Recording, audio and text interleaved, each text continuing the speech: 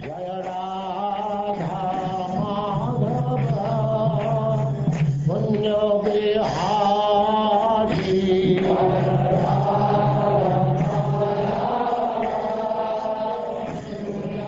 And now Chapter 6, The Activities of Lord Rishabdev.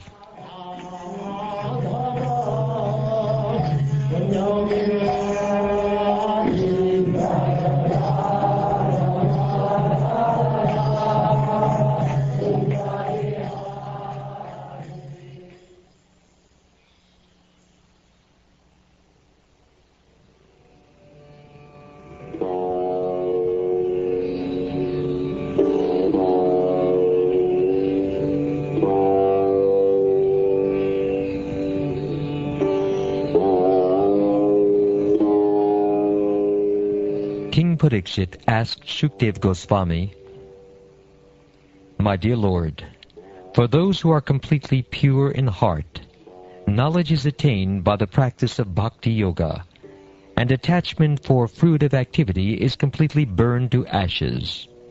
For such people, the powers of mystic yoga automatically arise. They do not cause distress. Why then did Rishabdev neglect them?" My dear King, you have spoken correctly. However, after capturing animals, a cunning hunter does not put faith in them, for they might run away.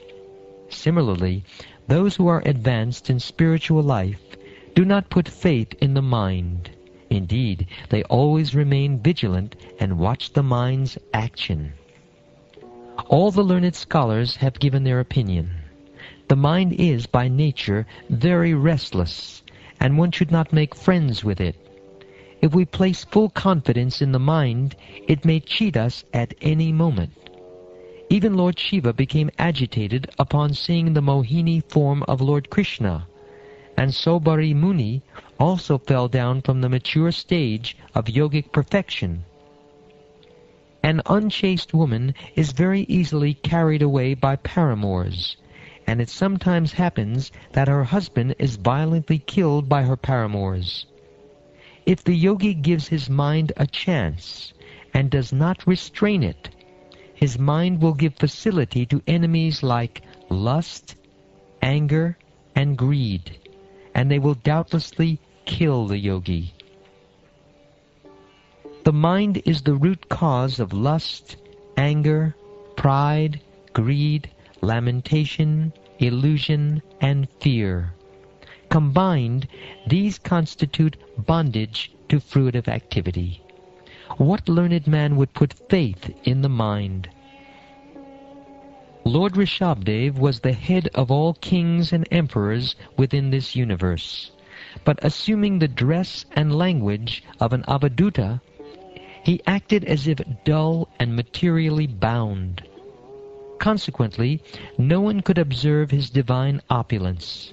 He adopted this behavior just to teach yogis how to give up the body.